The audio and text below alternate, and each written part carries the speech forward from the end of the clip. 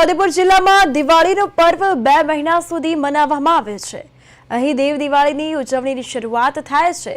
રાઠ વિસ્તાર સહિત ક્વાંટ વિસ્તારમાં દેવ દિવાળીનો આ તહેવાર ઉત્સાહભેર ઉજવવામાં આવે છે અને દરેક ગામની અનુકૂળતા મુજબ જુદા જુદા દિવસે આ તહેવાર ઉજવાય છે। વર્ષો જૂની પરંપરા અનુસાર બુધવારે 14ના દિવસે ઉપવાસ રાખવામાં આવે છે અને ગુરુવારે ગામના દેવી દેવતાઓનું અહીં પૂજન કરીને તેમને દિવાળીનું આમંત્રણ આપવામાં આવે છે। રાત્રિના સમયે નવા ધાનની વાનગીઓ સહિત મગફળી, જુવાર, મકાઈ જેવા પાકને તાપણામાં શેકવામાં આવે છે।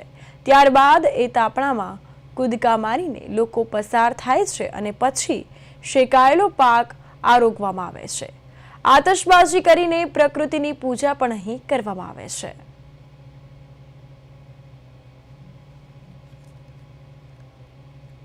ઉડી ગામમાં જે આપણે દેવ દિવાળીની જે આપણે ઉજવણી કરીએ છીએ તો જે આપણા બાપ દાદા પહેલથી જે પહેલા પૂર્વજ જે કરતા આવ્યા એ અમારે કરવું પડે। છોટાઉદેપુર રાઠવા વિસ્તારમાં જે મહત્વ છે કેમ કે બધા લોકો બહુ ખૂબથી મનાવતા है દિવાળી। हमारा गाँव से पेला से हाटवाड़िया पैसा फावजे हाटवाड़िया पैसा फावजे वते पछी बुकरो लावजे बुकरो एक लाववानुं देव में मारवानुं ही करवानुं पछी से ने ओते कुहाजे जायकने ढाबू चढ़ाववानुं घोड़ो चढ़ाववानुं कूड़िया धपाड़वानुं बधुं करवानुं अमारुं अहीं।